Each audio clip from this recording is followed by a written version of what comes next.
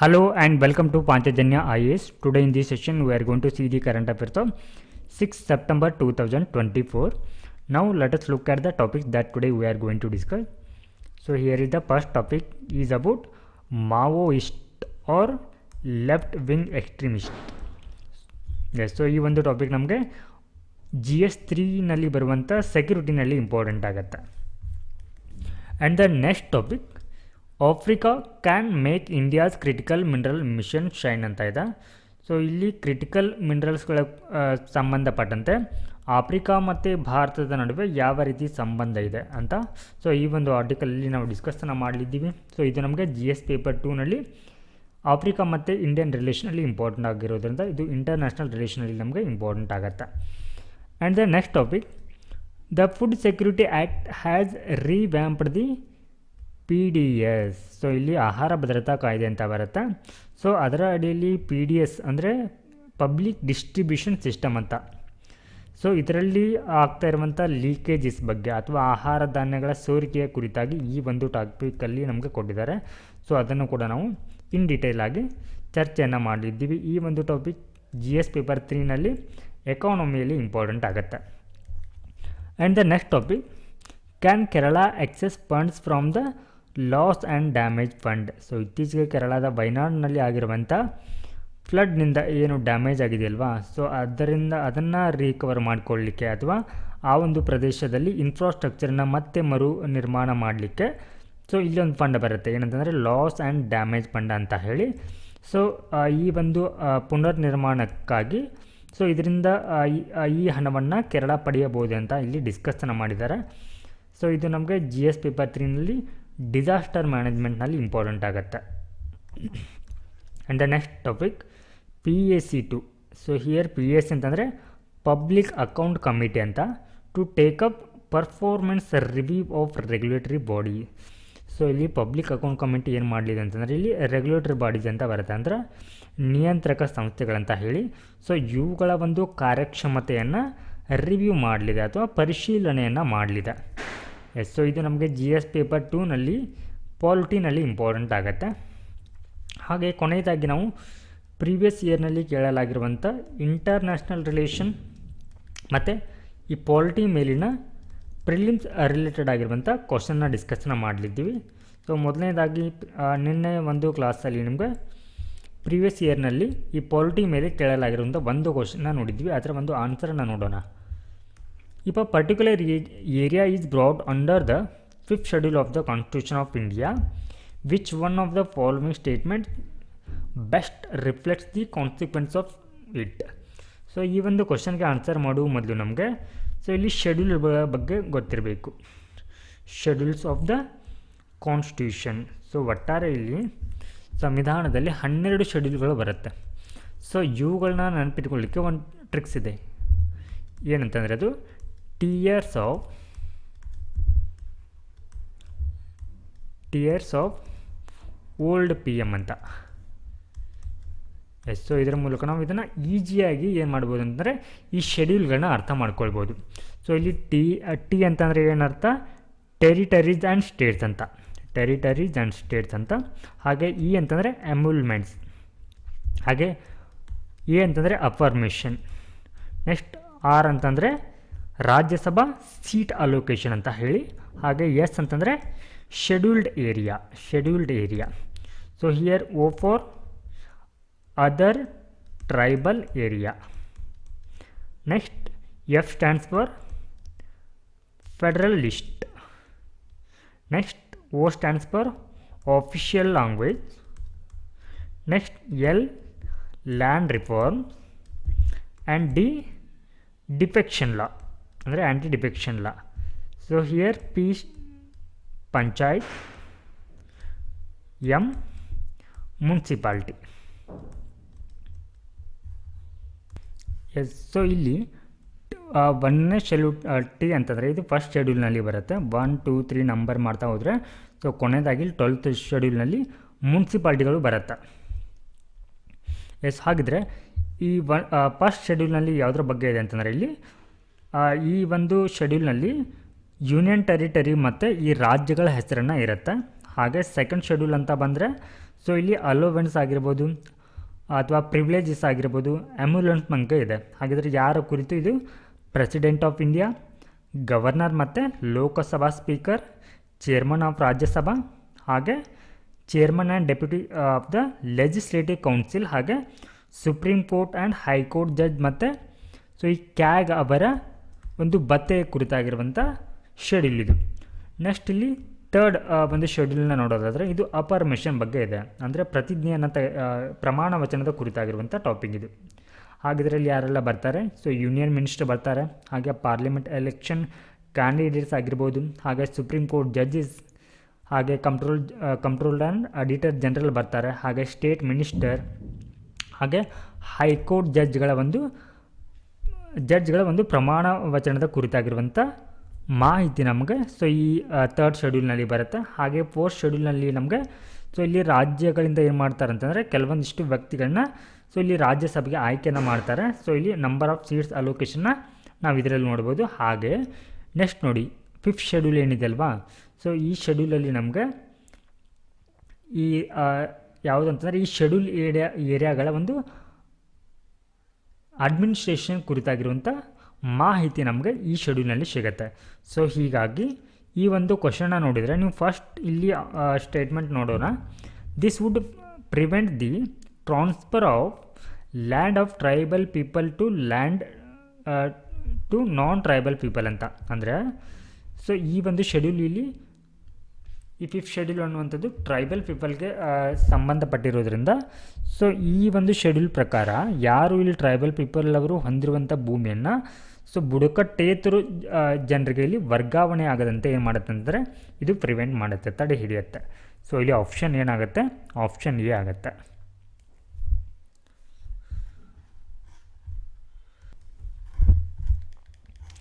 Yes, so now let us look at the topics in detail. Yes, security force deliver major blows to the Maoist but must avoid repression. ಅಂದರೆ so ಇಲ್ಲಿ ಮಾವೋಯಿಸ್ಟ್ಗಳ ಒಂದು ಹಿನ್ನಡೆಗೆ ಏನು ಮಾಡಿದ್ದಾರೆ ಅಂತಂದರೆ ಅಲ್ಲಿನ ಭದ್ರತಾ ಪಡೆಗಳು ಏನು ಮಾಡಿದೆ ಅಂತಂದರೆ ಅದಕ್ಕೆ ಸವಾಲನ್ನು ಹಾಕುವ ಮೂಲಕ ಅದರ ಬೆಳವಣಿಗೆಗೆ ಏನು ಮಾಡಿದೆ ಇಲ್ಲಿ ಹಿನ್ನಡೆಯನ್ನು ಉಂಟು ಮಾಡಿದೆ. ಎಸ್, ಸೊ ಇಲ್ಲಿ 2024 ಅವಧಿಯಲ್ಲಿ ಸುಮಾರು ಏನಂತಂದರೆ 159 ಮಾವೋಯಿಸ್ಟ್ಗಳನ್ನ ಸೊ ಇವುಗಳನ್ನ ನಾವು ನಕ್ಸಲರು ಅಂತ ಕರಿತೀವಿ, ನಕ್ಸಲರು. ಎಸ್, ಸೊ ಜಾಗತಿಕವಾಗಿ ಈ ರೀತಿಯ ಒಂದು ಆ್ಯಕ್ಟಿವಿಟಿ ಪಾಲ್ಗೊಳ್ಳೋರನ್ನು ಜಾಗತಿಕವಾಗಿ ಮಾವೋಯಿಸ್ಟ್ ಅಂತ ಕರೀತಾರೆ, ಬಟ್ ಇಂಡಿಯನ್ ಪರ್ಸ್ಪೆಕ್ಟಿವ್ಲಿ ಇವರನ್ನು ನಕ್ಸಲೈಟ್ಸ್ ಅಂತ ಕರಿತೀವಿ. ಎಸ್, ಸೊ ಇಲ್ಲಿ 2024 ಅವಧಿಯಲ್ಲಿ ಸುಮಾರು 159 ಮಾವೋವಾದಿಗಳನ್ನ ಏನು ಮಾಡಿದ್ದಾರೆ ಇಲ್ಲಿ ಈ ಸೆಕ್ಯೂರಿಟಿ ಫೋರ್ಸಸ್ ಅವರು ಹತ್ಯೆಯನ್ನು ಮಾಡಿದ್ದಾರೆ. ಎಸ್, ಸೊ ಈ ಒಂದು ನಕ್ಸಲ್ ಆ್ಯಕ್ಟಿವಿಟಿ ಏನಂತಂದರೆ ಆ್ಯಕ್ಟಿವ್ ಆಗಿರುವಂಥ ರೀಸನ್ಗಳನ್ನು ನಾವು ರೆಡ್ ಕಾರಿಡಾರ್ ಅಂತ ಕರಿತೀವಿ. ಎಸ್, ಸೊ ಇಲ್ಲಿ ಯಾವೆಲ್ಲ ಒಂದು ಪ್ರದೇಶಗಳಲ್ಲಿ ಈ ರೀತಿಯ ಆ್ಯಕ್ಟಿವಿಟಿ ಅಥವಾ ನಕ್ಸಲ್ ಆ್ಯಕ್ಟಿವಿಟೀಸ್ ಅನ್ನುವಂಥದ್ದು ಕಂಡುಬರುತ್ತೆ ಅಂತಂದರೆ ಇಲ್ಲಿ ಛತ್ತೀಸ್ಗಢ, ಮಧ್ಯಪ್ರದೇಶ್, ಮಹಾರಾಷ್ಟ್ರ, ಬಿಹಾರ್, ಜಾರ್ಖಂಡ್, ಒಡಿಶಾ, ಆಂಧ್ರ ಪ್ರದೇಶ್ ಮತ್ತು ಈ ತೆಲಂಗಾಣದ ಕೆಲವು ಭಾಗಗಳಲ್ಲಿ ಕೂಡ ಸೊ ಈ ರೀತಿಯ ಒಂದು ಆ್ಯಕ್ಟಿವಿಟಿಗಳು ಕಂಡುಬರುತ್ತೆ. ಸೊ ಇದು ಹೆಚ್ಚಾಗಿ ಈ ರೀತಿ ನಕ್ಸಲ್ ಆ್ಯಕ್ಟಿವಿಟೀಸ್ ಅನ್ನುವಂಥದ್ದು ಸೊ ಎಲ್ಲಿ ಕಾನ್ಸಂಟ್ರೇಟ್ ಆಗಿದೆ ಅಂತಂದರೆ ಛತ್ತೀಸ್ಗಢ ಪ್ರದೇಶದಲ್ಲಿ ಆಗಿದೆ. ಸೊ ಇಲ್ಲಿ ಛತ್ತೀಸ್ಗಢ ಸರ್ಕಾರ ಸೊ ಈ ನಕ್ಸಲ್ ಆ್ಯಕ್ಟಿವಿಟೀಸನ್ನು ಕಂಟ್ರೋಲ್ ಮಾಡಲಿಕ್ಕೆ ಇಲ್ಲಿ ಆಪರೇಷನ್ ಪ್ರಹಾರ ಅನ್ನುವಂಥ ಒಂದು ಇನಿಷಿಯೇಟಿವ್ನ ಅಥವಾ ಒಂದು ಕಾರ್ಯಾಚರಣೆಯನ್ನು ಕೂಡ ಮಾಡಿರುತ್ತೆ, ಆಪರೇಷನ್ ಪ್ರಹಾರ್. ಸೊ ಇದು ನಮಗೆ ಪ್ರಿಲಿಮ್ಸ್ ಪರ್ಸ್ಪೆಕ್ಟಿವ್ನಲ್ಲಿ ಕೂಡ ಇಂಪಾರ್ಟೆಂಟ್ ಆಗುತ್ತೆ.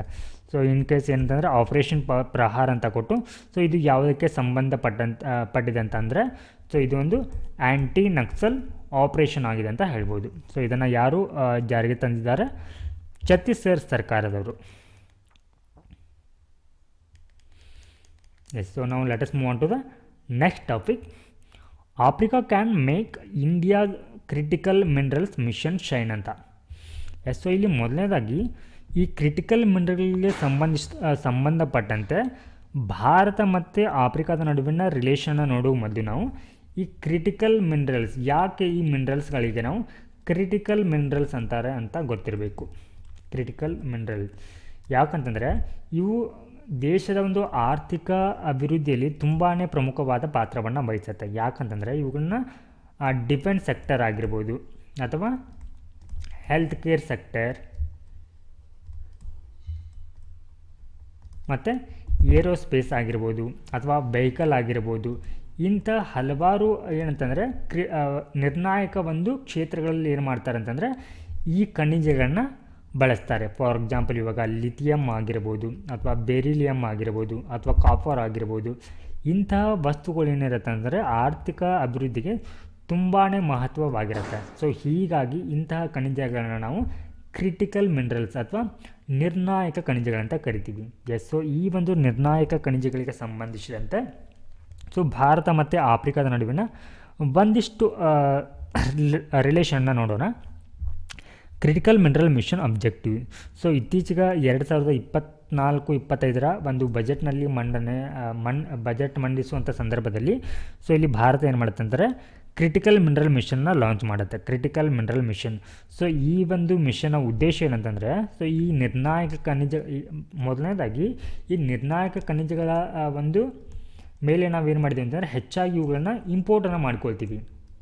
ಸೊ ಹೀಗಾಗಿ ಇದನ್ನು ಈ ರೀತಿಯ ಒಂದು ಅವಲಂಬನೆಯನ್ನು ಕಡಿಮೆ ಮಾಡಲಿಕ್ಕೆ ಸೊ ನಾವು ಈ ಒಂದು ಮಿಷನ್ ಮೂಲಕ ಕ್ರಿಟಿಕಲ್ ಮಿನರಲ್ ಮಿಷನ್ ಮೂಲಕ ಸೊ ಈ ಒಂದು ನಿರ್ಣಾಯಕ ಖನಿಜಗಳನ್ನ ದೇಶೀಯವಾಗಿ ಉತ್ಪಾದಿಸುವಂಥ ಗುರಿಯನ್ನು ಸೊ ಇದು ಹೊಂದಿದೆ. ಹಾಗೆ ಪ್ರಮೋಟಿಂಗ್ ರೀಸೈಕ್ಲಿಂಗ್. ಸೊ ಇವು ಈ ರೀತಿಯ ಖನಿಜಗಳು ತುಂಬ ಹೇರಳವಾಗಿ ಸಿಗುತ್ತೆ. ಸೊ ಹೀಗಾಗಿ ಇವುಗಳನ್ನು ಮತ್ತು ಇವನ್ನ ಪುನರ್ಬಳಕೆ ಮಾಡುವಂಥ ಉದ್ದೇಶವನ್ನು ಸೊ ಇದು ಹೊಂದಿದೆ. ಹಾಗೆ encouraging overseas acquisition of mineral assets. So ಅಂದರೆ ಸೊ ಏನು ಬೇರೆ ದೇಶಗಳಲ್ಲಿ ಫಾರ್ ಎಕ್ಸಾಂಪಲ್ ಇವಾಗ ಆಫ್ರಿಕನ್ ಕಂಟ್ರಿಗಳು ಅಂಥ ದೇಶಗಳಲ್ಲಿ ಏನಿದೆ ಅಂತಂದರೆ ಸೊ ಈ ರೀತಿಯ ನಿರ್ಣಾಯಕ ಖನಿಜಗಳು ಹೆಚ್ಚಾಗಿ ಕಂಡುಬರುತ್ತೆ. ಸೊ ಇವುಗಳನ್ನು ಆ ದೇಶಗಳ ಒಂದು ಸಹಕಾರದೊಂದಿಗೆ ಏನು ಮಾಡೋದು ಅಂತಂದರೆ ಭಾರತಕ್ಕೆ ಅವುಗಳನ್ನು ಪೂರೈಸುವಂಥ ಉದ್ದೇಶವನ್ನು ಈ ಒಂದು ಮಿಷನ್ ಹೊಂದಿದೆ. ಸೊ ಇಲ್ಲಿ ಈ ರೀತಿಯ ಒಂದು ಕ್ರಿಟಿಕಲ್ ಮಿನರಲ್ಗೆ ಸಂಬಂಧಿಸಿದಂತೆ ಏನಾದರೂ ಸಾಂವಿಧಾನಿಕ ಅಥವಾ ಕಾನೂನುಬದ್ಧ ತಿದ್ದುಪಡಿಗಳಿದೆ ಅಂತಂದರೆ ಸೊ ಇಲ್ಲಿ the mains and minerals development and regulation act. So ಇದನ್ನು ಏನು ಮಾಡಲಾಗುತ್ತೆ 2023ರಲ್ಲಿ ತಿದ್ದುಪಡಿಯನ್ನು ಮಾಡಲಾಗುತ್ತೆ. ಸೊ ಈ ತಿದ್ದುಪಡಿಯ ಮೂಲಕ ಸೊ ಇಲ್ಲಿ 6 ಖನಿಜಗಳನ್ನ ಏನು ಮಾಡ್ತಾರೆ ಅಂತಂದರೆ ಇವುಗಳನ್ನ ಅಂದರೆ ಈ ಲಿಸ್ಟ್ ಮಾಡಿರುವಂಥ ಕ್ರಿಟಿಕಲ್ ಮಿನರಲ್ಸ್ಗಳಲ್ಲಿ ಈ ಲಿಸ್ಟ್ನಲ್ಲಿ ಎಲ್ಲ ಲಿಸ್ಟ್ಗಳನ್ನ ಏನು ಮಾಡಲಾಗ್ತಾ ಇತ್ತು ಅಂತಂದರೆ ಈ ಹಿಂದೆ ಸೊ ಇವುಗಳ ಗಣಿಗಾರಿಕೆಗೆ ಸಂಬಂಧಪಟ್ಟಂತೆ ಅಧಿಕಾರ ಯಾರ ಬಳಿ ಇತ್ತು ಅಂತಂದರೆ ಅದು ಪಬ್ಲಿಕ್ ಸೆಕ್ಟರ್ ಮಾತ್ರ ಅದನ್ನು ಏನು ಮಾಡ್ಬೋದಾಗಿತ್ತು, ಗಣಿಗಾರಿಕೆಯನ್ನು ಮಾಡ್ಬೋದಾಗಿತ್ತು. ಬಟ್ ಈ ತಿದ್ದುಪಡಿಯ ಮೂಲಕ ಏನು ಮಾಡಿದ್ದಾರೆ ಅಂತಂದರೆ ಈ ಲಿಸ್ಟ್ನಲ್ಲಿರುವಂಥ 6 ಏನಂತಂದರೆ ಮಿನರಲ್ಸ್ಗಳನ್ನ ಎಕ್ಸ್ಪ್ಲೋರ್ ಮಾಡಲಿಕ್ಕೆ ಅಥವಾ ಗಣಿಗಾರಿಕೆನ ಮಾಡಲಿಕ್ಕೆ ಸೊ ಇವಾಗ ಪ್ರೈವೇಟ್ ಸೆಕ್ಟರ್ಗಳಿಗೂ ಕೂಡ ಏನು ಮಾಡಿದ್ದಾರೆ, ಇಲ್ಲಿ ಅನುಮತಿಯನ್ನು ನೀಡಿದ್ದಾರೆ. ಸೊ ನೆಕ್ಸ್ಟ್ ಇಲ್ಲಿ ಕಬಿಲ್ಸ್ ಓವರ್ಸೀಸ್ ಎಂಗೇಜ್ಮೆಂಟ್ ಅಂತ ಬರುತ್ತೆ. ಸೊ ಈ ಕಬಿಲ್ ಅನ್ನುವಂಥದ್ದು ಒಂದು ಪ್ರೈವೇಟ್ ಲಿಮಿಟೆಡ್ ಕಂಪ್ನಿ ಆಗಿದೆ. ಸೊ ಇದೇನಂತಂದರೆ ಸೊ ಇಲ್ಲಿ ಅರ್ಜೆಂಟೀನಾದೊಂದಿಗೆ ಸೊ ಈ ಲಿಥಿಯಮನ್ನು ಎಕ್ಸ್ಟ್ರಾಕ್ಟ್ ಮಾಡಲಿಕ್ಕೆ ಅಥವಾ ಇದನ್ನು ಗಣಿಗಾರಿಕೆನ ಮಾಡಲಿಕ್ಕೆ ಆ ದೇಶದೊಂದಿಗೆ ಏನು ಮಾಡಿದೆ ಅಂತಂದರೆ ಇಲ್ಲಿ ಅಗ್ರಿಮೆಂಟನ್ನು ಕೂಡ ಮಾಡಿಕೊಂಡಿದೆ. ನೆಕ್ಸ್ಟ್ ಆಫ್ರಿಕಾದ role in India supply chain. ಯಾಕೆ ಈ ಕ್ರಿಟಿಕಲ್ ಮಿನರಲ್ಸ್ಗಳಿಗೆ ಸಂಬಂಧಪಟ್ಟಂತೆ ಆಫ್ರಿಕಾ ಅನ್ನುವಂಥದ್ದು ಭಾರತಕ್ಕೆ ಅಷ್ಟೊಂದು ಯಾಕೆ ಮಹತ್ವದ್ದಾಗತ್ತೆ ಅಂತಂದರೆ ಸೊ ಇಲ್ಲಿ ಜಾಗತಿಕವಾಗಿ ಏನಂತಂದರೆ 30% of the world's critical minerals reserves ಎಲ್ಲಿ ಕಂಡುಬರುತ್ತೆ ಅಂದರೆ ಈ ಆಫ್ರಿಕಾದಲ್ಲಿ ಕಂಡುಬರುತ್ತೆ. ಸೊ ಹೀಗಾಗಿ ಭಾರತ ಇವುಗಳಿಗೆ ಸಂಬಂಧಪಟ್ಟಂತೆ ಈ ಆಫ್ರಿಕಾದ ಜೊತೆಗೆ ಸಂಬಂಧವನ್ನು ಮಾಡಿಕೊಳ್ಳೋದ್ರಿಂದ ಸೊ ಇಲ್ಲಿಯ ಒಂದು ನಿರ್ಣಾಯಕ ಖನಿಜಗಳು ಭಾರತಕ್ಕೆ ಏನಾಗುತ್ತೆ, ಇಲ್ಲಿ ಈಸಿಯಾಗಿ ಸಪ್ಲೈ ಆಗುತ್ತೆ. Next opportunity for collaboration. ಹಾಗಿದ್ರೆ ಯಾವ ಒಂದು ಅವಕಾಶವನ್ನು ನಾವು ಬಳಸ್ಕೊಂಡು ಏನು ಮಾಡ್ಬೋದು ಅಂತಂದರೆ ಸೊ ಇಲ್ಲಿ ಅಂದರೆ ಆಫ್ರಿಕಾದಲ್ಲಿ ಇರುವಂಥ ನಿರ್ಣಾಯಕ ಖನಿಜಗಳನ್ನ ಭಾರತಕ್ಕೆ ನಾವು ಈಸಿಯಾಗಿ ಏನು ಮಾಡ್ಕೊಳ್ಬೋದು ಅಂದರೆ ಸಪ್ಲೈ ಮಾಡ್ಕೊಳ್ಬೋದು ಅಂತಂದರೆ ಮೊದಲನೇದಾಗಿ ಇಲ್ಲಿ ಏನನ್ನು ಇಂಪ್ರೂವ್ ಮಾಡ್ಕೊಳ್ಬೇಕು, ಮೈನಿಂಗ್ ಇನ್ಫ್ರಾಸ್ಟ್ರಕ್ಚರ್. ಸೊ ಆಫ್ರಿಕಾದಲ್ಲಿರುವಂಥ ಖನಿಜ ಸಂಪನ್ಮೂಲಗಳನ್ನ ಗಣಿಗಾರಿಕೆನ ಮಾಡಬೇಕಲ್ವಾ. ಸೊ ಹೀಗಾಗಿ ಇಲ್ಲಿ ಈ ಗಣಿಗಾರಿಕೆ ಸಂಬಂಧಿಸಪಟ್ಟಂಥ ಮೂಲ ಸೌಕರ್ಯಗಳನ್ನ ನಾವಿಲ್ಲಿ ಬಿಲ್ಡ್ ಮಾಡ್ಕೊಳ್ಬೇಕಾಗತ್ತೆ. ಹಾಗೆ ಸೊ ಇವುಗಳನ್ನ ಎಕ್ಸ್ಟ್ರಾಕ್ಟ್ ಮಾಡಬೇಕಲ್ವಾ. ಸೊ ಎಕ್ಸ್ಟ್ರಾಕ್ಟ್ ಮಾಡಲಿಕ್ಕೆ ಇಲ್ಲಿ ಒಂದಿಷ್ಟು ಸ್ಕಿಲ್ ವರ್ಕ್ ಫೋರ್ಸ್ ಬೇಕಾಗುತ್ತೆ, ಕೌಶಲ್ಯಯುತ ಒಂದು ಕಾರ್ಮಿಕರು ಬೇಕಾಗ್ತಾರೆ. ಸೊ ಈ ಹಿನ್ನೆಲೆಯಲ್ಲಿ ಏನಂತಂದರೆ ಸೊ ನಾವು ಇದರ ಈ ಒಂದು ಪಾಯಿಂಟ್ಸ್ ಮೇಲೆ ಏನು ಮಾಡಬೇಕಾಗತ್ತೆ, ಗಮನವನ್ನು ನೀಡಬೇಕಾಗತ್ತೆ. ಹಾಗೆ ಈ ಒಂದು ಪ್ರದೇಶದಲ್ಲಿ ಅಂದರೆ ಈ ಆಫ್ರಿಕನ್ ರೀಜನ್ಗಳಲ್ಲಿ ಈ ಕ್ರಿಟಿಕಲ್ ಮಿನರಲ್ಸ್ ಕುರಿತು ಏನಿದೆ ಅಂತಂದರೆ ಚೀನಾ ಈಗಾಗಲೇ ಏನು ಮಾಡ್ತಾ ಇದೆ ಅಲ್ಲಿ ತನ್ನ ಪ್ರಭಾವವನ್ನು ಬೀರ್ತಾ ಇದೆ. ಚೀನಾನು ಕೂಡ ಅಲ್ಲಿ ಗಣಿಗಾರಿಕೆಯನ್ನು ಮಾಡಲಿಕ್ಕೆ ಸೊ ಆಫ್ರಿಕನ್ ಕಾಂಟಿನೆಂಟ್ನಲ್ಲಿ ಈಗಾಗಲೇ ಏನು ಮಾಡಿಕೊಂಡಿದೆ, ಒಪ್ಪಂದವನ್ನು ಕೂಡ ಮಾಡಿಕೊಂಡಿದೆ. ಸೊ ಇದು ಏನಂತಂದರೆ ಭಾರತದ ಮೇಲೆ ಪರಿಣಾಮವನ್ನು ಬೀರುವಂಥ ಚಾನ್ಸಸ್ ಕೂಡ ಇರುತ್ತೆ. ಯಾಕಂದರೆ ಚೀನಾ ಮತ್ತು ಭಾರತ ಏನಂತಂದರೆ ಪರಸ್ಪರ ವಿರೋಧಿ ರಾಷ್ಟ್ರಗಳಾಗಿರೋದ್ರಿಂದ ಸೊ ಇದು ಚೀನಾದ ಅಂದರೆ ಈ ಆಫ್ರಿಕಾದ ಮೇಲೆ ಏನು ಮಾಡ್ಬೋದು, ಈ ಭಾರತಕ್ಕೆ ಸಪ್ಲೈ ಆಗುವಂಥ ಕ್ರಿಟಿಕಲ್ ಮಿನರಲ್ಸ್ಗಳ ಮೇಲೆ ಪ್ರಭಾವವನ್ನು ಕೂಡ ಬೀರುವಂಥ ಚಾನ್ಸಸ್ ಕೂಡ ಇರುತ್ತೆ. ಎಸ್, ಸೊ ಇಲ್ಲಿ ಏನಂತಂದರೆ ಭಾರತ ಕೂಡ ಈ ಒಂದು ಅವಕಾಶವನ್ನು ಬಳಸ್ಕೊಳ್ಬೇಕಾಗತ್ತೆ. ಹಾಗಿದ್ರೆ ಭಾರತ ಯಾವೆಲ್ಲ ಒಂದು ಕ್ರಮಗಳನ್ನ ಕೈಗೊಂಡಿದೆ ಅಂತಂದರೆ ಆ ಒಂದು ಆಫ್ರಿಕಾದಲ್ಲಿರುವಂಥ ಖನಿಜಗಳನ್ನ ಎಕ್ಸ್ಟ್ರಾಕ್ಟ್ ಮಾಡಲಿಕ್ಕೆ so Indian technology startups are offering innovative solution for mining exploration and extraction. So ಇಲ್ಲಿ ಸ್ಟಾರ್ಟ್ಸಪ್ ಅಂತ ಬರುತ್ತೆ, ಅಂದರೆ ನವೋದ್ಯಮಗಳಂತ ಕರಿತೀವಿ.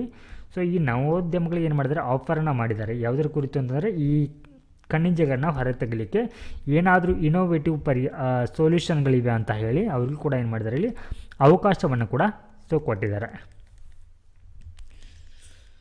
ನಾವು let us move on to the next topic. The food security act has revamped the PDS. So ಈ ಒಂದು ಆಹಾರ ಭದ್ರತಾ ಕಾಯ್ದೆಯ ಮೂಲಕ ಏನಂತಂದರೆ ಇಲ್ಲಿ ಕೇಂದ್ರ ಸರ್ಕಾರದವರು ಏನು ಮಾಡ್ತಾರೆ, ಇಲ್ಲಿ APMCಗಳ ಮೂಲಕ ರೈತರಿಂದ ಸೊ MFC ದರದಲ್ಲಿ ಏನು ಮಾಡ್ತಾರೆ, ಆಹಾರ ಧಾನ್ಯಗಳನ್ನ ಪ್ರೊಕ್ಯೂರನ್ನು ಮಾಡ್ಕೋತಾರೆ. ಓಕೆ, ಈ ರೀತಿಯ ಒಂದು ಪ್ರೊಕ್ಯೂರ್ ಮಾಡಿಕೊಂಡಿರುವಂಥ ಆಹಾರ ಧಾನ್ಯಗಳನ್ನ ಸೊ ಇಲ್ಲಿ PDS ಮೂಲಕ ಏನು ಮಾಡ್ತಾರೆ, ಇಲ್ಲಿ ಡಿಸ್ಟ್ರಿಬ್ಯೂಟನ್ನು ಮಾಡ್ತಾರೆ. ಸೊ ಇಲ್ಲಿ ಡಿಸ್ಟ್ರಿಬ್ಯೂಟ್ ಮಾಡುವಂಥ ಕಾರ್ಯ ಯಾರ್ದಾಗಿರುತ್ತೆ, ಇಲ್ಲಿ ರಾಜ್ಯ ಸರ್ಕಾರದಾಗಿರುತ್ತೆ. ಸೊ ಇಲ್ಲಿ ರಾಜ್ಯ ಸರ್ಕಾರ ಈ PDSಗೆ ಬೇಕಾದಂಥ ಫಲಾನುಭವಿಗಳನ್ನ ಮತ್ತು ಈ ರೇಷನ್ ಕಾರ್ಡ್ ವಿತರಣೆಯನ್ನು ಮಾಡ್ತಾರೆ.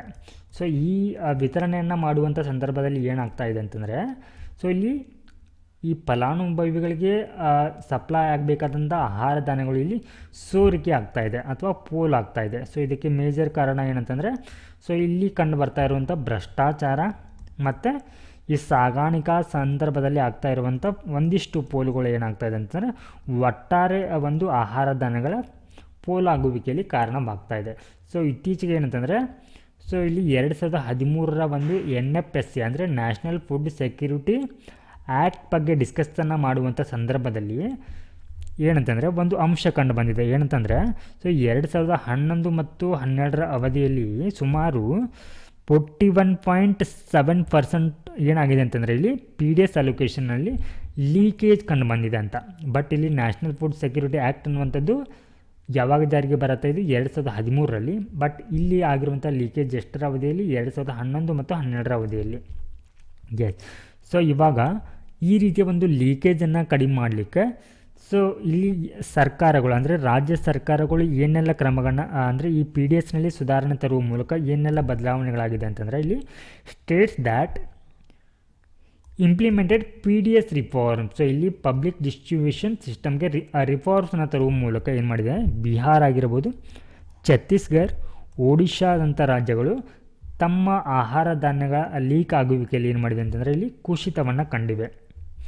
ಸೊ ಇಲ್ಲಿ ಬಿಹಾರನ್ನು ನೋಡೋದಾದರೆ ಒಟ್ಟಾರೆ ಲೀಕೇಜ್ ಪ್ರಮಾಣ 91% ಇರುವಂಥದ್ದು 24%ಗೆ ಇಳಿದಿದೆ. ಹಾಗೆ ಛತ್ತೀಸ್ಗಢನಲ್ಲಿ 52% ಇರುವಂಥದ್ದು 9%ಗೆ ಇಳಿದಿದೆ. ಹಾಗೆ ಒಡಿಶಾದ್ದು 76% ಇರುವಂಥದ್ದು 25%ಗೆ, ಅಂದರೆ ಈ ಒಂದು ಅವಧಿಯಲ್ಲಿ 2004 to 5 ಆ್ಯಂಡ್ 2011 to 12. ಸೊ ಇಲ್ಲಿ ಯಾಕೆ ಈ ರೀತಿಯ ಒಂದು ಲೀಕೇಜ್ ಆಗುತ್ತೆ ಅಂತಂದರೆ ಸೊ ಇಲ್ಲಿ ಆಹಾರ ಧಾನ್ಯಗಳನ್ನ ಇಲ್ಲಿ ಏನು ಮಾಡಲಾಗುತ್ತೆ, PDS ಮೂಲಕ ಅಕ್ಕಿ ಮತ್ತು ಗೋಧಿಯನ್ನು ನೀಡಲಾಗತ್ತಲ್ವಾ. ಸೊ ಇವುಗಳನ್ನ ಏನು ಮಾಡ್ತಾರೆ ಅಂತಂದರೆ ಕಾಳ ಒಂದು ಸಂತೆಯಲ್ಲಿ ಅಥವಾ ಕಾಳದಂಧೆ ಅಂತ ಕರಿತೀವಿ ಇವುಗಳನ್ನ. ಸೊ ಅಂದರೆ ಇದನ್ನು ಫಲಾನುಭವಿಗಳಿಗೆ ನೀಡೋದ್ರ ಬದಲು ಏನು ಮಾಡ್ತಾರೆ ಅಂತಂದರೆ ಈ ಅಕ್ಕಿ ಮತ್ತು ಗೋಧಿಯನ್ನು ಸೊ ಇವರು ಮಾರ್ಕೆಟ್ನಲ್ಲಿ ಏನು ಮಾಡ್ತಾರೆ, ಹೆಚ್ಚಿನ ಒಂದು ಬೆಲೆಯಲ್ಲಿ ಮಾರಾಟವನ್ನು ಮಾಡ್ತಾರೆ. ಹಾಗೆ ಸಾಗಾಣಿಕೆ ಸಂದರ್ಭದಲ್ಲಿ ಅಥವಾ ಇವುಗಳನ್ನ ಸ್ಟೋರೇಜ್ ಮಾಡುವಂಥ ಸಂದರ್ಭದಲ್ಲಿ ಈ ಧ್ವಂಸಕಗಳಂತ ಕರಿತೀವಲ್ವಾ, ಅಂದರೆ ಇಲಿ ಆಗಿರ್ಬೋದು, ಹೆಗ್ಗಣಗಳ ಮೂಲಕ ಸೊ ಅಲ್ಲಿ ಕೂಡ ಆಹಾರ ಅನ್ನುವಂಥದ್ದು ಏನಾಗುತ್ತೆ, ಇಲ್ಲಿ ಲೀಕ್ ಆಗುವಂಥ ಅಥವಾ ವೇಸ್ಟೇಜ್ ಅನ್ನುವಂಥದ್ದು ಆಗತ್ತೆ. Yes, so here reduction in leakage post NFSA. So ಇಲ್ಲಿ NFSA ಬರುವಕ್ಕಿಂತ ಮುಂಚೆ 41.7% ಆಗ್ತಾ ಇದ್ದಂಥ ಲೀಕೇಜ್ ಅನ್ನುವಂಥದ್ದು ಸೊ 2013ರಲ್ಲಿ ಏನಾಗುತ್ತೆ, ಈ ಒಂದು ಕಾಯ್ದೆನ ಜಾರಿಗೆ ತರಲಾಗತ್ತೆ. ಎಸ್, ಸೊ ಅವಾಗ ಏನಾಗುತ್ತೆ ಲೀಕೇಜ್ ಇವಾಗ ಎಷ್ಟು ಡಿಕ್ರೀಸ್ ಆಗಿದೆ 22%ಗೆ ಏನಾಗಿದೆ ಇವಾಗ ಇಳಿಕೆ ಆಗಿರುವಂಥದ್ದನ್ನು ನೋಡ್ಬೋದು. ಹಾಗೆ estimation of P D S leakages. ಹಾಗಿದ್ರೆ ಈ ಲೀಕೇಜ್ ಆಗ್ತಾ ಇದೆ ಅಂತ ಹೇಗೆ ಎಸ್ಟಿಮೇಟ್ ಮಾಡ್ತಾರೆ ಅಂತಂದರೆ P D S leakages are determined by comparing NSS data on household purchases. So ಇಲ್ಲಿ ಏನು ಮಾಡ್ತಾರೆ, ಈ NSS ಅವರು ಒಂದು ಡೇಟಾವನ್ನು ಮಾಡ್ತಾರೆ ಅದರ ಮೇಲೆ ಆನ್ ಹೌಸ್ಹೋಲ್ಡ್ ಪರ್ಚೇಸ್ ಅಂದರೆ ಗೃಹ ಏನಂತಂದರೆ ಇಲ್ಲಿ ಖರೀದಿ ಮಾಡುವಂಥ ಡೇಟಾದ ಮೇಲೆ. ಸೊ ಇದರೊಟ್ಟಿಗೆ ಸೊ ಇಲ್ಲಿ official of take data from the food corporation of India. So ಇಲ್ಲಿ ಫುಡ್ ಕಾರ್ಪೊರೇಷನ್ ಆಫ್ ಇಂಡಿಯಾ ಅವರ ಆಫ್ ಟೇಕ್ ಡೇಟಾವನ್ನು ಸೊ ಏನು ಮಾಡ್ತಾರೆ ಇಲ್ಲಿ ಕಂಪೇರ್ ಮಾಡುವ ಮೂಲಕ ಸೊ ಇಲ್ಲಿ ಲೀಕೇಜ್ ಎಷ್ಟರ ಪ್ರಮಾಣದಲ್ಲಿ ಆಗ್ತಾಯಿದೆ ಅಂತ ಹೇಳಿ ಏನು ಮಾಡ್ತಾರೆ ಲೆಕ್ಕವನ್ನು ಹಾಕ್ತಾರೆ. ಸೊ ಇದರ ಒಂದು ಪ್ರಯೋಜನವನ್ನು ನೋಡೋದಾದರೆ ಅಂದರೆ ಪಿ ಡಿ ಎಸ್ ವ್ಯವಸ್ಥೆಯಲ್ಲಿ ಎಷ್ಟು ಪ್ರಮಾಣದ ಜನಸಂಖ್ಯೆ ಇದರ ಒಂದು ಲಾಭವನ್ನು ಪಡಿತಾ ಇದೆ ಅಂತಂದರೆ ಸುಮಾರು 2022-23 ಅವಧಿಯಲ್ಲಿ ಸುಮಾರು 70% ಹೌಸ್ಹೋಲ್ಡ್ ಅಥವಾ ಕುಟುಂಬಗಳು ಏನು ಮಾಡಿದೆ ಅಂತಂದರೆ ಸೊ ಈ ಒಂದು ಪಿ ಡಿ ಎಸ್ ಅಡಿಯಲ್ಲಿ ಇದರ ಒಂದು ಬೆನಿಫಿಟ್ಸನ್ನು ಪಡೆದುಕೊಳ್ತಾ ಇದೆ. ಎಷ್ಟು short coming in actual coverage. So ಇಲ್ಲಿ NFSC ಅಡಿಯಲ್ಲಿ ಉದ್ದೇಶಿತ ಟಾರ್ಗೆಟ್ ಏನಿದೆ ಅಲ್ವಾ, ಸೊ ಅದಕ್ಕಿಂತ ಏನಿದೆ ಅಂದರೆ ಕಡಿಮೆ ಪ್ರಮಾಣದಲ್ಲಿ ಇಲ್ಲಿ ಆಹಾರ ವಿತರಣೆ ಆಗ್ತಾಯಿದೆ. ಸೊ ಇಲ್ಲಿ ಕೇವಲ 57-61% ಮಾತ್ರ ಆಗ್ತಾಯಿದೆ. ಸೊ ಇಲ್ಲಿರುವಂಥದ್ದು 70% ರೀಚ್ ಆಗಬೇಕಾಗಿತ್ತು, ಬಟ್ ಇಲ್ಲಿ 57-61% ಮಾತ್ರ ಏನಾಗ್ತಾಯಿದೆ ಇಲ್ಲಿ ಪಿ ಡಿ ಎಸ್ ವ್ಯವಸ್ಥೆಯಲ್ಲಿ ಆಹಾರ ಧಾನ್ಯಗಳನ್ನು ವಿತರಣೆಯನ್ನು ಮಾಡಲಾಗ್ತಾಯಿದೆ. ಸೊ ಇಲ್ಲಿ ಈ ರೀತಿಯ ಒಂದು ಚಾಲೆಂಜ್ಗಳಿಂದ ಸೊ ಇದನ್ನು ಓವರ್ಕಮ್ ಮಾಡಲಿಕ್ಕೆ ಸೊ ಈ ಮುಂದಿನ ಒಂದು ಭವಿಷ್ಯದ ಒಂದು ಸೂಚನೆಗಳು ಯಾವ ರೀತಿ ಇರಬೇಕಂತಂದರೆ ಸೊ ಇಲ್ಲಿ ಲೀಕೇಜನ್ನು ತಡೆಯಲಿಕ್ಕೆ ಏನಂತಂದರೆ ಒಂದು ಸ್ಟ್ರಾಂಗ್ ಪಾಲಿಸಿಯನ್ನು ತೆಗೆದುಕೊಳ್ಬೇಕಾಗತ್ತೆ. ಅಂದರೆ ಇಲ್ಲಿ ಏನಂತಂದರೆ ಈ ಒಂದು ವ್ಯವಸ್ಥೆಯಲ್ಲಿ ಅರ್ಹರಾಗಿರುವ ಕುಟುಂಬಗಳು ಏನು ಮಾಡ್ತಾಯಿದೆ ಅಂತಂದರೆ ಸೊ ಈ ಪಿ ಡಿ ಎಸ್ ವ್ಯವಸ್ಥೆಯಿಂದ ಹೊರಗುಳ್ತಾ ಇದೆ, ಅಥವಾ ಇಲ್ಲಿ ಅನರ್ಹ ಕುಟುಂಬಗಳು ಕೂಡ ಏನು ಮಾಡ್ತಾಯಿದೆ ಅಂದರೆ ಈ ಪಿ ಡಿ ಎಸ್ ವ್ಯವಸ್ಥೆಯಲ್ಲಿ ಆಹಾರ ಧಾನ್ಯಗಳನ್ನ ಪಡಿತಾ ಇದ್ದಾರೆ. ಸೊ ಇದನ್ನು ತಡೆಗಟ್ಟಲಿಕ್ಕೆ ಏನು ಮಾಡಬೇಕಂದ್ರೆ ಬಯೋಮೆಟ್ರಿಕ್ ಡೇಟಾ ಅಥವಾ ಆಧಾರ್ ಲಿಂಕ್ ಮಾಡುವ ಮೂಲಕ, ಅಂದರೆ ರೇಷನ್ ಕಾರ್ಡ್ಗಳಿಗೆ ಆಧಾರ್ ಲಿಂಕ್ ಮಾಡುವ ಮೂಲಕ ನಾವು ಏನು ಮಾಡ್ಬೋದು ಅಂತಂದರೆ ಈ ಲೀಕೇಜನ್ನು ಕಡಿಮೆ ಮಾಡ್ಬೋದು. ಹಾಗೆ ಪಿ ಡಿ ಎಸ್ ವ್ಯವಸ್ಥೆಯಲ್ಲಿ ಇನ್ನಷ್ಟು ಬದಲಾವಣೆ ಅಂತಂದರೆ ಏನಂತಂದರೆ ಇವಾಗ ನೀಡ್ತಾ ಇರುವಂಥ ಗೋಧಿ, ಅಕ್ಕಿ ಮತ್ತು ಇವುಗಳ ಜೊತೆಗೆ ಪೌಷ್ಟಿಕಾಂಶಯುತ ಆಹಾರವನ್ನು ಕೂಡ ಸೊ ಇಲ್ಲಿ ನಾವು ನೀಡ್ಬೋದು.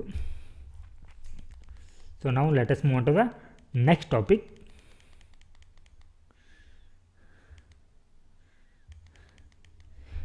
PAC to take up performance review of regulatory bodies. So ಇಲ್ಲಿ ನಿಯಂತ್ರಕ ಸಂಸ್ಥೆಗಳಂತ ಬರುತ್ತೆ. ಸೊ ಇವುಗಳ ಒಂದು ಕಾರ್ಯಕ್ಷಮತೆಯನ್ನು ಸೊ ಇಲ್ಲಿ ಪಬ್ಲಿಕ್ ಅಕೌಂಟ್ ಕಮಿಟಿ ಅನ್ನುವಂಥದ್ದು ಸೊ ಮಾಡಲಿದೆ. ಸೊ ಇಲ್ಲಿ ಎಕ್ಸಾಮ್ ಪರ್ಸ್ಪೆಕ್ಟಿವ್ನಲ್ಲಿ ನಮಗೆ ಈ PAC ಬಗ್ಗೆ ಗೊತ್ತಿರಬೇಕು. Public account committee PAC. ಈ PAC ಅನ್ನುವಂಥದ್ದನ್ನು ಅಥವಾ ಪಬ್ಲಿಕ್ ಅಕೌಂಟ್ ಕಮಿಟಿಯನ್ನು ಗವರ್ಮೆಂಟ್ ಆಫ್ ಇಂಡಿಯಾ ಆ್ಯಕ್ಟ್ 1919ನಲ್ಲಿ ಏನು ಮಾಡಲಾಗುತ್ತೆ, ಸ್ಥಾಪನೆಯನ್ನು ಮಾಡಲಾಗುತ್ತೆ. ಸೊ ಇದರ ಒಂದು ಮೆಂಬರ್ಸನ್ನು ನೋಡೋದಾದರೆ ಸೊ ಮೆಂಬರ್ಸ್ ಎಷ್ಟಿರ್ತಾರೆ ಅಂತಂದರೆ ಇದರಲ್ಲಿ 22 ಮೆಂಬರ್ಸ್ ಇರ್ತಾರೆ. ಈ 22 ಮೆಂಬರ್ಸ್ನಲ್ಲಿ ಲೋಕಸಭೆಯಿಂದ 15 ಜನ ಮೆಂಬರ್ಸ್, ಹಾಗೆ ರಾಜ್ಯಸಭೆಯಿಂದ 7 ಜನ ಏನಿರ್ತಾರೆ ಅಂತಂದರೆ ಇಲ್ಲಿ ಮೆಂಬರ್ಸ್ ಇರ್ತಾರೆ. ಸೊ ಇದರ ಚೇರ್ಮನ್ ಯಾರಾಗಿರ್ತಾರೆ ಅಂತಂದರೆ ಈ ಚೇರ್ಮನ್ ಅವರು ಇದನ್ನು ಯಾರು ಆಯ್ಕೆ ಮಾಡ್ತಾರೆ ಅಂದರೆ ಸ್ಪೀಕರ್ ಅವರು ಈ ಒಂದು ಕಮಿಟಿಯ ಚೇರ್ಮನ್ ಅವರನ್ನ ಆಯ್ಕೆಯನ್ನು ಮಾಡ್ತಾರೆ. ಸೊ ಈ ಪಬ್ಲಿಕ್ ಅಕೌಂಟ್ ಕಮಿಟಿಯ ಚೇರ್ಮನ್ ಅವರು ಸೊ ಇಲ್ಲಿ 1966 ಅಥವಾ 67ರವರೆಗೆ ರೂಲಿಂಗ್ ಪಾರ್ಟಿಯ ಮೆಂಬರ್ ಏನಂತಂದರೆ ಇದರ ಒಂದು ಚೇರ್ಮನ್ ಆಗ್ತಾಯಿದ್ರು. ಬಟ್ ಇಲ್ಲಿ ಒಂದು ಕನ್ವೆನ್ಷನ್ ಪ್ರಕಾರ ಏನು ಮಾಡ್ತಾರೆ ಅಂತಂದರೆ ಇಲ್ಲಿ ಈ ಒಂದು ಕಮಿಟಿಯ ಚೇರ್ಮನ್ ಆಗಿ ಅಪೋಸಿಷನ್ ಪಾರ್ಟಿಯ ಮೆಂಬರ್ನವರನ್ನು ಸೆಲೆಕ್ಟ್ ಮಾಡ್ತಾ ಬರ್ತಾ ಇದ್ದಾರೆ. ಹಾಗಿದ್ರೆ ಈ ಒಂದು ಕಮಿಟಿಯ ಫಂಕ್ಷನ್ನ ನೋಡೋದಾದರೆ, ಈ ಒಂದು ಕಮಿಟಿಯ ಕೆಲಸವನ್ನು ನೋಡೋದಾದರೆ ಹಾಗಿದ್ರೆ ಏನು ಕೆಲಸ ಮಾಡುತ್ತೆ ಈ ಒಂದು ಪಬ್ಲಿಕ್ ಅಕೌಂಟ್ ಕಮಿಟಿ ಅಂತಂದರೆ ಇದು ಅಕೌಂಟನ್ನು ಎಕ್ಸಾಮೈನ್ ಮಾಡುತ್ತೆ. ಅಕೌಂಟ್ ಎಕ್ಸಾಮೈನ್ ಹಾಗಿದ್ರೆ ಯಾವುದರ ಕುರಿತು ಇದು ಅಕೌಂಟ್ ಎಕ್ಸಾಮೈನ್ ಮಾಡುತ್ತೆ ಅಂತಂದರೆ ಇಲ್ಲಿ ಸ್ಟೇಟ್ ಕಾರ್ಪೊರೇಷನ್ ಆಗಿರ್ಬೋದು, ಸ್ಟೇಟ್ ಕಾರ್ಪೊರೇಷನ್ ಹಾಗೆ ಟ್ರೇಡಿಂಗ್ ಕನ್ಸರ್ನ್ಸ್ ಅಂತ ಬರುತ್ತೆ. Next manufacturing projects. Next fourth one autonomous institution ಆಗಿರ್ಬೋದು, ಹಾಗೆ ಸೆಮಿ ಆಟೋನಾಮಸ್ ಬಾಡಿ, ಮತ್ತು audit of which conducted by the CAG ಅವರು ಆಡಿಟ್ ಮಾಡಿರುವಂಥ ವರದಿಗಳನ್ನು ಕೂಡ ಏನು ಮಾಡುತ್ತೆ ಅಂತಾರೆ, ಆಡಿಟನ್ನು ಮಾಡುತ್ತೆ, ಅದನ್ನು ಎಕ್ಸಾಮೈನ್ ಮಾಡುತ್ತೆ. ಎಸ್, ಸೊ ಇವಾಗ ಈ ಟಾಪಿಕ್ನಲ್ಲಿ ಏನೆಲ್ಲ ಕೊಟ್ಟಿದ್ದಾರೆ ಅಂತ ಸೊ ನೋಡೋಣ. PSC review regulatory of bodies. So ಇದು ಯಾವುದರ ಕುರಿತು ಇಲ್ಲಿ ರಿವ್ಯೂವನ್ನು ಮಾಡಲಿದೆ ಅಂತಂದರೆ, ಇಲ್ಲಿ performance of regulatory bodies established by the acts of parliament. ಸಂವಿಧಾನ ಇಲ್ಲಿ ಆ್ಯಕ್ಟ್ಸ್ ಮೂಲಕ ಎಸ್ಟಾಬ್ಲಿಷ್ ಮಾಡಿರುವಂಥ ನಿಯಂತ್ರಕ ಸಂಸ್ಥೆ, ಫಾರ್ ಎಕ್ಸಾಂಪಲ್ ಇವಾಗ ಸೆಬಿ ಅಂತ ಸಂಸ್ಥೆಗಳ ಒಂದು ಕಾರ್ಯಕ್ಷಮತೆಯನ್ನು ಇದು ಪರಿಶೀಲನೆಯನ್ನು ಮಾಡಲಿದೆ. ಹಾಗೆ audit of public infrastructure yes, so ಇಲ್ಲಿ PSC will audit the fees, tariffs and user charges levied on public infrastructure including airports. So ಇಲ್ಲಿ ಏರ್ಪೋರ್ಟ್ಸ್ ಆಗಿರ್ಬೋದು, ಅಥವಾ ಸೊ ಇಲ್ಲಿ ರೋಡ್ಗಳಾಗಿರ್ಬೋದು, ಮತ್ತು ರೈಲ್ವೆಗಳಾಗಿರ್ಬೋದು. ಸೊ ಈ ಒಂದು ಪಬ್ಲಿಕ್ ಇನ್ಫ್ರಾಸ್ಟ್ರಕ್ಚರ್ಗಳಲ್ಲಿ ಸೊ ಇವುಗಳ ಬಳಕೆಗೆ ಸಂಬಂಧಪಟ್ಟಂತೆ ಸೊ ಈ ಒಂದು ಇಲಾಖೆಗಳು ಎಷ್ಟು ಪ್ರಮಾಣದ ಫೀಯನ್ನು ಹಾಕ್ತಾಯಿದೆ ಜನರ ಮೇಲೆ, ಅಥವಾ ಟ್ಯಾಕ್ಸನ್ನು ಹಾಕ್ತಾಯಿದೆ ಅಂತ ಹೇಳಿ ಏನು ಮಾಡುತ್ತೆ ಇದು ಇಲ್ಲಿ ಆಡಿಟನ್ನು ಮಾಡುತ್ತೆ, ಅಂದರೆ ಲೆಕ್ಕ ಪರಿಶೋಧನೆಯನ್ನು ಮಾಡುತ್ತೆ. ಹಾಗೆ PSC ಮ್ಯಾಂಡೇಟ್. ಎಸ್, ಸೊ ಇಲ್ಲಿ PSC ಒಂದು ಕೆಲಸ ಏನಂತಂದರೆ, ಸರ್ಕಾರದ ಒಂದು ರೆವೆನ್ಯೂ ಮತ್ತು ಖರ್ಚಿನ ಕುರಿತು ಸೊ ಆಡಿಟ್ ಮಾಡುವಂಥದ್ದು ಏನಾಗಿದೆ ಅಂದರೆ ಈ PSCಯ ಒಂದು ರೆಸ್ಪಾನ್ಸಿಬಿಲಿಟಿ ಆಗಿದೆ ಅಥವಾ ಹೊಣೆಗಾರಿಕೆ ಆಗಿದೆ. Yes, focus on SEBI. ಹಾಗಿದ್ರೆ ಯಾಕೆ ಈ ಸೆಬಿಯ ಮೇಲೆ ಇತ್ತೀಚೆಗೆ ಇದು ಸುದ್ದಿಯಲ್ಲಿದೆ ಅಂತಂದರೆ, ಏನಂತಂದರೆ ಈ ಹಿಂಡನ್ಬರ್ಗ್ ರಿಸರ್ಚ್ ಏನು ಮಾಡಿತ್ತು ಅಂತಂದರೆ ಇದರ ಮೇಲೆ ಒಂದು ಆರೋಪವನ್ನು ಮಾಡಿರುತ್ತೆ. ಸೊ ಈ ಒಂದು ಸೆಬಿಯ ಹೆಡ್ ಆಗಿರುವಂಥ ಯಾರು ಇಲ್ಲಿ ಮಾಧವಿ ಪುರಿಬುಚ್ ಅಂತ ಬರ್ತಾರೆ. ಸೊ ಇವ್ರು ಏನು ಮಾಡಿದ್ದಾರೆ ಅಂತಂದರೆ, ಈ ಒಂದು ಅದಾನಿ ಕಂಪನಿಯಲ್ಲಿ ಏನು ಮಾಡಿದ್ದಾರೆ ಅಂತಂದರೆ ಹೂಡಿಕೆನ ಮಾಡಿದ್ದಾರೆ ಅಂತ ಹೇಳಿ. ಸೊ ಹೀಗಾಗಿ ಸೆಬಿಯ ಒಂದು ಸ್ಟಾಕ್ನಲ್ಲಿ ಮ್ಯಾನ್ಯುಪ್ಯುಲೇಷನ್, ಅಂದರೆ ಪ್ರೈಸ್ ಮ್ಯಾನ್ಯುಪ್ಯುಲೇಷನ್ ಅಂತಂದರೆ ಸೊ ಇಲ್ಲಿ ಕೃತಕವಾಗಿ ಬೆಲೆಯಲ್ಲಿ ಏರಿಕೆಯನ್ನು ಮಾಡಿದ್ದಾರೆ ಅಂತ ಹೇಳಿ ಸೊ ಇದರ ಮೇಲೆ ಆರೋಪ ಬಂದಿರುವ ಕಾರಣ ಸೊ ಏನು ಮಾಡ್ತಾಯಿದ್ದಾರೆ, ಇದರ ಮೇಲಿನ ಒಂದು ಲೆಕ್ಕ ಪರಿಶೋಧನೆಯನ್ನು ಸೊ ಈ ಪಬ್ಲಿಕ್ ಅಕೌಂಟ್ ಕಮಿಟಿ ಅನ್ನುವಂಥದ್ದು ಮಾಡ್ತಾಯಿದೆ. So investigation into public infrastructure. ಹಾಗಿದ್ರೆ ಯಾವೆಲ್ಲ ಒಂದು ಪಬ್ಲಿಕ್ ಇನ್ಫ್ರಾಸ್ಟ್ರಕ್ಚರ ನಿರ್ವಹಣೆ ಕುರಿತು ಇದು ಇನ್ವೆಸ್ಟಿಗೇಷನ್ ಮಾಡಲಿದೆ ಅಂತಂದರೆ, ಹೈವೇಗಳಾಗಿರ್ಬೋದು, ರೈಲ್ವೆ ಸ್ಟೇಷನ್ ಮತ್ತು ಏರ್ಪೋರ್ಟ್ಗಳ ಒಂದು ಮ್ಯಾನೇಜ್ಮೆಂಟ್ನ ಕುರಿತು ಏನು ಮಾಡಲಿದೆ, ತನಿಖೆಯನ್ನು ಮಾಡಲಿದೆ. PSC authority. PSC is one of the oldest parliamentary committee in India. Yes, so ಇದನ್ನು ಯಾವಾಗ ಫಾರ್ಮ್ ಮಾಡಲಾಗುತ್ತೆ, ಗವರ್ಮೆಂಟ್ ಆಫ್ ಇಂಡಿಯಾ ಆ್ಯಕ್ಟ್ 1919ನಲ್ಲಿ ಇದನ್ನು ಫಾರ್ಮ್ ಮಾಡಲಾಗಿರುತ್ತೆ. ಸೊ ಹೀಗಾಗಿ ಓಲ್ಡೆಸ್ಟ್ ಕಮಿಟಿ ಯಾವುದಾಗಿರುತ್ತೆ ಇಲ್ಲಿ ಪಾರ್ಲಿಮೆಂಟ್ರಿ ಕಮಿಟಿ ಅನ್ನುವಂಥದ್ದು ಪಬ್ಲಿಕ್ ಅಕೌಂಟ್ ಕಮಿಟಿ. ಸೊ ಇದು ನಮಗೆ ಪ್ರಿಲಿಮ್ಸ್ ಪರ್ಸ್ಪೆಕ್ಟಿವ್ನಲ್ಲಿ ಕೂಡ ಇಂಪಾರ್ಟೆಂಟ್ ಆಗುತ್ತೆ. ಎಸ್, ಸೊ ಪ್ರಿಲಿಮ್ಸ್ನಲ್ಲಿ ನಮಗೆ ಈ ಕಮಿಟಿಯ ಒಂದು ಸ್ಟ್ರೆಂತ್ ಅಂದರೆ ಇದರಲ್ಲಿ ಯಾರೆಲ್ಲ ಬರ್ತಾರೆ, ಲೋಕಸಭೆ ಮೆಂಬರ್ ಕೂಡ ಇರ್ತಾರೆ, ರಾಜ್ಯಸಭೆ ಮೆಂಬರ್ಸ್ ಕೂಡ ಇರ್ತಾರೆ. ಸೊ ಇಲ್ಲಿ ಸ್ಟ್ರೆಂತ್ ಎಷ್ಟಿರುತ್ತೆ, ಇದು ಟೋಟಲ್ 22 ಮೆಂಬರ್ಸ್ ಇರ್ತಾರೆ. ಎಸ್, ನಾವು let us move on to the next topic. Can Kerala access fund from the loss and damage fund ಅಂತ. ಸೊ ಇತ್ತೀಚೆಗೆ ಕೇರಳದ ವಯನಾಡ್ನಲ್ಲಿ ಏನಾಗುತ್ತೆ, ಒಂದು ದುರಂತ ಆಗುತ್ತೆ. ಆ ಒಂದು ದುರಂತದ ಪರಿಣಾಮವಾಗಿ ಅಲ್ಲಿ ಅಪಾರ ಪ್ರಮಾಣದ ಒಂದು ಆಸ್ತಿ ಸಂಪತ್ತು ಏನಾಗಿರುತ್ತೆ, ನಷ್ಟವಾಗಿರುತ್ತೆ. ಸೊ ಇದನ್ನು ಮತ್ತೆ ರಿಕವರ್ ಮಾಡಲಿಕ್ಕೆ ಇಲ್ಲಿ ಒಂದು ಫಂಡ್ ಬರುತ್ತೆ, ಲಾಸ್ ಆ್ಯಂಡ್ ಡ್ಯಾಮೇಜ್ ಫಂಡ್ ಅಂತ. ಸೊ ಇದನ್ನು ಏನು ಮಾಡ್ಬೋದು ಅಂತಂದರೆ, ಇದರ ಒಂದು ನಿರ್ಮಾಣಕ್ಕಾಗಿ ಕೇರಳ ಇದನ್ನು ಪಡೆಯಬಹುದು ಅಂತ. ಎಸ್, ಹಾಗಿದ್ರೆ ಈ ಲಾಸ್ ಆ್ಯಂಡ್ ಡ್ಯಾಮೇಜ್ ಫಂಡ್ ಅನ್ನುವಂಥದ್ದನ್ನು ಯಾವಾಗ ಕ್ರಿಯೇಟ್ ಮಾಡಲಾಗತ್ತೆ ಅಂತಂದರೆ, so it was created at COP. So ಇಲ್ಲಿ ಕಾಪ್ ಅಂತಂದರೆ ಕಾನ್ಫರೆನ್ಸ್ ಆಫ್ ಪಾರ್ಟೀಸ್ ಅಂತ 27 ಅಂದರೆ ಈ 27ನೇ ಸಮಾವೇಶ ಯಾವಾಗ ನಡೆಯುತ್ತೆ, 2027ರಲ್ಲಿ ನಡೆಯುತ್ತೆ. ಸೊ ಇದನ್ನು ಈ ಒಂದು ಫಂಡನ್ನು ಕ್ರಿಯೇಟ್ ಮಾಡ್ತಾರೆ. ಹಾಗಿದ್ರೆ ಯಾವ ಉದ್ದೇಶಕ್ಕೆ ಈ ಒಂದು ಫಂಡನ್ನು ಕ್ರಿಯೇಟ್ ಮಾಡ್ತಾರೆ ಅಂತಂದರೆ, to provide financial support for region suffering from climate induced losses. Yes, so ಇಲ್ಲಿ ಹವಾಮಾನ ವೈಪರೀತ್ಯದಿಂದ ಏನಾದರೂ ಲಾಸ್ ಆಗಿದ್ದರೆ, ಓಕೆ, ಇವಾಗ ಫ್ಲಡ್ ಆಗಿದೆ, ಫ್ಲಡ್ನಿಂದ ಏನೆಲ್ಲ ತೊಂದರೆಗಳಾಗಿದೆ, ರೋಡ್ ಬ್ಲಾಕ್ ಆಗಿದೆ, ಹಲವಾರು ಮನೆಗಳು ಕೊಚ್ಚೋಗಿದೆ, ಅಪಾರ ಪ್ರಮಾಣದ ಆಸ್ತಿ ಅನ್ನುವಂಥದ್ದು ನಷ್ಟ ಆಗಿದೆ. ಸೊ ಈ ರೀತಿಯ ಒಂದು ಲಾಸ್ ಆಗಿರೋದ್ರಿಂದ ಅದಕ್ಕೆ ಹಣಕಾಸಿನ ಬೆಂಬಲವಾಗಿ ನೀಡಲಿಕ್ಕೆ, ಹಾಗೆ both economic and non economic ಅಂದರೆ ಲಾಸ್ ಆಗಿರುವಂಥದ್ದನ್ನು ಸೊ ಇಲ್ಲಿ ತುಂಬಿಕೊಡ್ಲಿಕ್ಕೆ ಏನು ಮಾಡಲಾಗತ್ತೆ, ಸೊ ಈ ರೀತಿಯ ಒಂದು ಹಣವನ್ನು ನೀಡಲಾಗತ್ತೆ. ಸೊ ನೆಕ್ಸ್ಟ್ ಚಾಲೆಂಜಿಂಗ್ ಇನ್ ಆಕ್ಸೆಸಿಂಗ್ LDF. ಸೊ ಹಾಗಿದ್ರೆ ಇದನ್ನು ಪಡೆಯುವಂಥದ್ರಲ್ಲಿ ಏನೆಲ್ಲ ಸವಾಲುಗಳು ಎದುರಾಗ್ತಾ ಇದೆ ಅಂತಂದರೆ, ಮೊದಲನೇದಾಗಿ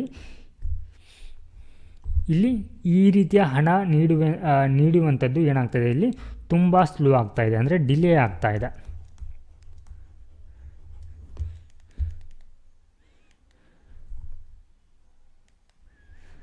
ಇಂಡಿಯಾಸ್ ಕ್ಲೈಮೇಟ್ ಸ್ಟ್ರಾಟಜಿ ಅಂದರೆ ಈ ಹವಾಮಾನ ಕುರಿತಂತೆ ಭಾರತ ಅಥವಾ ಹವಾಮಾನ ಬದಲಾವಣೆಗೆ ಸಂಬಂಧಪಟ್ಟಂತೆ ಅಥವಾ ಈ ವಿಕೋಪಗಳಿಗೆ ಸಂಬಂಧಪಟ್ಟಂತೆ ಭಾರತ ಯಾವ ರೀತಿಯ ಒಂದು ಸ್ಟ್ರಾಟಜಿ ಅಂತಂದರೆ ಕಾರ್ಯತಂತ್ರವನ್ನು ಹೊಂದಿದೆ ಅಂತಂದರೆ, despite suffering over $56 billion in climate related damage from 2019 to 2023. So ಭಾರತಕ್ಕೆ ಸೊ ಈ ಒಂದು ಅವಧಿಯಲ್ಲಿ ಅಂದರೆ 2019 to 2023 ಸುಮಾರು ಎಷ್ಟು ಲಾಸ್ ಆಗಿದೆ ಅಂದರೆ $56 ಬಿಲಿಯನ್ ಏನಾಗಿದೆ ಇಲ್ಲಿ ಲಾಸ್ ಆಗಿದೆ.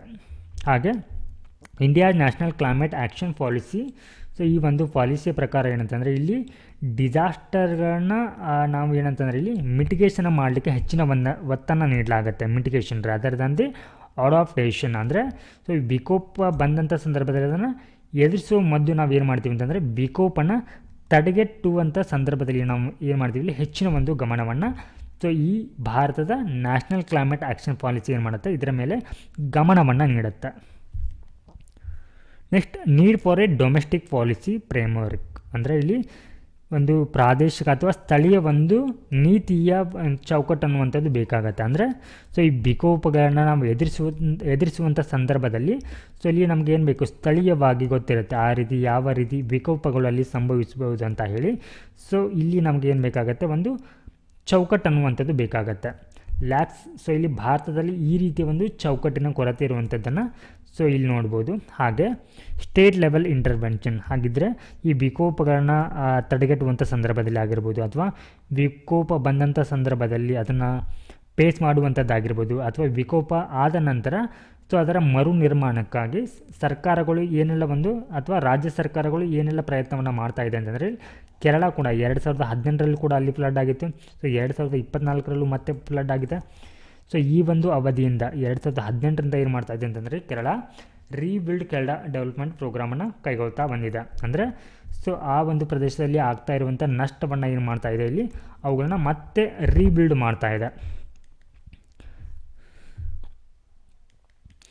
Future direction for India. ಹಾಗಿದ್ರೆ ಸೊ ಈ ವಿಕೋಪಕ್ಕೆ ಸಂಬಂಧಪಟ್ಟಂತೆ ಭವಿಷ್ಯದ ಒಂದು ಯೋಜನೆ ಏನಾಗಿರ್ಬೇಕಂತಂದರೆ, ಭಾರತಕ್ಕೆ establish a clear domestic framework for managing climate finance. ಅಂದರೆ ಏನು, ಸೊ ಇಲ್ಲಿ ಈ ಡೊಮೆಸ್ಟಿಕ್ ನೀತಿಗೆ ಸಂಬಂಧಪಟ್ಟಂತೆ ಏನು ಮಾಡಬೇಕಿಲ್ಲಿ, ಒಂದು ಕ್ಲೈಮೇಟ್ ಫೈನಾನ್ಸನ್ನು ನೀಡಬೇಕು. ಹಾಗೆ focusing on locally led adaptation efforts. So ಈ ಮಿಟಿಗೇಷನ್ ಅಂದರೆ ಈ ಪ್ರವಾಹನ ತಡೀಲಿಕ್ಕೆ ಏನು ಅಂತಂದರೆ, ಸ್ಥಳೀಯವಾಗಿ ಲೋಕಲಿ ಏನಂತಂದರೆ ಸೊ ಈ ಸಮುದಾಯ ಆಧಾರಿತ ಏನಂತಂದರೆ ಎಫರ್ಟ್ಸ್ಗಳನ್ನ ನಾವಿಲ್ಲಿ ಕೈಗೊಳ್ಳಬೇಕಾಗತ್ತೆ. ಸೊ ಪ್ರೀವಿಯಸ್ ಇಯರ್ನಲ್ಲಿ ಕೇಳಲಾಗಿರುವಂಥ ಆ ಕ್ವಶನ್ನ ನೋಡೋಣ. ಸೊ ಈ ಒಂದು ಕ್ವಶನ್ ನಮಗೆ ಇಂಟರ್ನ್ಯಾಷನಲ್ ರಿಲೇಷನ್ ಮೇಲೆ ಇರುವಂಥ ಕ್ವಶನ್ ಇದು. With reference to the United Nation General Assembly. So ಇಲ್ಲಿ ಯುನೈಟೆಡ್ ನೇಷನ್ ಜನರಲ್ ಅಸೆಂಬ್ಲಿಗೆ ಸಂಬಂಧಪಟ್ಟಂತೆ, ಅಂದರೆ ವಿಶ್ವಸಂಸ್ಥೆಯ ಸಾಮಾನ್ಯ ಸಭೆ, ಇದಕ್ಕೆ ಸಂಬಂಧಪಟ್ಟಂತೆ ಈ ಕೆಳಗಿನ ಹೇಳಿಕೆಗಳನ್ನ ಗಮನಿಸಿ ಅಂತ ಕೊಟ್ಟಿದ್ದಾರೆ. ಹಾಗೆ ಸೊ ಇವುಗಳಲ್ಲಿ ಯಾವುದು ಕರೆಕ್ಟ್ ಇದೆ ಅಂತ ಕೇಳಿದ್ದಾರೆ. So first statement, the UN General Assembly can grant observer status to the non member states. ಅಂದರೆ ಈ ವಿಶ್ವಸಂಸ್ಥೆಗೆ ಸದಸ್ಯರಲ್ಲದ ಸ್ಟೇಟ್ಗಳಿಗೂ ಕೂಡ ಏನು ಮಾಡ್ಬೋದು ಅಂತಂದರೆ, ಸೊ ಇಲ್ಲಿ ಅಬ್ಸರ್ವರ್ ಸ್ಟೇಟಸನ್ನು ನೀಡ್ಬೋದು ಅಂತ ಈ ಒಂದು ಸ್ಟೇಟ್ಮೆಂಟ್ ಹೇಳ್ತಾ ಇದೆ. ಹಾಗೆ second statement, inter governmental organization can seek observer status in the UN General Assembly. So ಇಲ್ಲಿ ಅಂತರ್ ಸರ್ಕಾರಿ ಆರ್ಗನೈಸೇಷನ್ ಅಂದರೆ ಸಂಘಟನೆ ಕೂಡ ಏನು ಮಾಡ್ಬೋದು ಅಂತಂದರೆ ಇಲ್ಲಿ ಅಬ್ಸರ್ವರ್ ಸ್ಟೇಟಸನ್ನು ಹೊಂದ್ಬೋದು ಅಂತ ಸೊ ಇಲ್ಲಿ ಹೇಳ್ತಾ ಇದ್ದಾರೆ. ಹಾಗೆ ಪರ್ಮನೆಂಟ್ ಅಬ್ಸರ್ವರ್, ಸೊ ಇಲ್ಲಿ ಯಾರು ಒಂದು ಖಾಯಂ ಅಬ್ಸರ್ವರ್ ಸ್ಟೇಟಸ್ನ ಹೊಂದಿರ್ತಾರಲ್ವ, ಸೊ ಇವರು ಈ ವಿಶ್ವಸಂಸ್ಥೆಯ ಹೆಡ್ ಕ್ವಾರ್ಟರ್ನಲ್ಲಿ ಇಲ್ಲಿ ಮಿಷನನ್ನು ಮೇಂಟೈನ್ ಮಾಡ್ಬೋದು ಅಂತ ಸೊ ಈ ಒಂದು ಸ್ಟೇಟ್ಮೆಂಟ್ ಹೇಳ್ತಾ ಇದೆ. ಹಾಗಿದ್ರೆ ಇವುಗಳಲ್ಲಿ ಯಾವುದು ಸರಿ ಉತ್ತರ ಆಗುತ್ತೆ ಅಂತ ಕಮೆಂಟ್ನಲ್ಲಿ ತಿಳಿಸಿ. And the next question, consider the following statement. A bill is amending the constitution requires prior recommendation of the president of India. ಅಂದರೆ ಯಾವುದೇ ಒಂದು ಮಸೂದೆ ಅನ್ನುವಂಥದ್ದು ಸಂವಿಧಾನವನ್ನು ತಿದ್ದುಪಡಿಯನ್ನು ಮಾಡುವಂತಿದ್ರೆ ಸೊ ಅದಕ್ಕೆ ರಾಷ್ಟ್ರಪತಿಯವರ ಒಪ್ಪಿಗೆ ಬೇಕಂತ. ಹಾಗೆ second statement, when a constitution amendment bill is presented to the president of India it is obligatory of the president of India to give his or her assent. ಅಂದರೆ ಸೊ ಇಲ್ಲಿ ಸಂವಿಧಾನಕ್ಕೆ ತಿದ್ದುಪಡಿಯನ್ನು ಅಥವಾ ಸಂವಿಧಾನದ ತಿದ್ದುಪಡಿ ಮಸೂದೆ ಆಗಿದ್ದಂಥ ಸಂದರ್ಭದಲ್ಲಿ ಅದಕ್ಕೆ ರಾಷ್ಟ್ರಪತಿಯವರು ಒಪ್ಪಿಗೆಯನ್ನು ನೀಡಬೇಕಂತ. ಇದು ಒಬ್ಲಿಗೇಟರಿ ಅಂತಂದರೆ ಇದು ಮ್ಯಾಂಡೇಟರಿ ಅಥವಾ ಕಡ್ಡಾಯವಾಗಿ ಅವರು ಒಪ್ಪಿಗೆಯನ್ನು ನೀಡಲೇಬೇಕು ಅಂತ. And the third statement, a constitution amendment bill must be passed by both the Lok Sabha and the Rajya Sabha by special majority and there is no provision for joint sitting. So ಇಲ್ಲಿ ಸಂವಿಧಾನ ತಿದ್ದುಪಡಿಯ ಒಂದು ಮಸೂದೆಗೆ ಸಂಬಂಧಪಟ್ಟಂತೆ ಸೊ ಇಲ್ಲಿ ಅಂದರೆ ಲೋಕಸಭೆ ಮತ್ತು ರಾಜ್ಯಸಭೆಗಳು ಅದನ್ನು ವಿಶೇಷ ಒಂದು ಮೆಜಾರಿಟಿ ಮೂಲಕ ಅದನ್ನು ಪಾಸ್ ಮಾಡಬೇಕಂತ. ಹಾಗೆ ಇದಕ್ಕೆ ಜಾಯಿಂಟ್ ಸಿಟ್ಟಿಂಗ್ ಅಂದರೆ ಜಂಟಿ ಒಂದು ಅಧಿವೇಶನದ ಅವಶ್ಯಕತೆ ಇಲ್ಲ ಅಂತ ಈ ಸ್ಟೇಟ್ಮೆಂಟ್ ಹೇಳ್ತಾ ಇದೆ. ಸೊ ಇಲ್ಲಿ ಕೇಳಿರುವಂಥದ್ದು ಯಾವುದು ಸರಿಯಾಗಿದೆ ಅಂತ ಹೇಳಿ ಸೊ ಇದರ ಉತ್ತರವನ್ನು ಕೂಡ ಕಮೆಂಟ್ನಲ್ಲಿ ತಿಳಿಸಿ. ಸೊ ಇದರ ಉತ್ತರಗಳನ್ನು ನಾವು ನಾಳೆ ಕ್ಲಾಸ್ನಲ್ಲಿ ಚರ್ಚೆಯನ್ನು ಮಾಡೋಣ. ನಮಸ್ಕಾರ.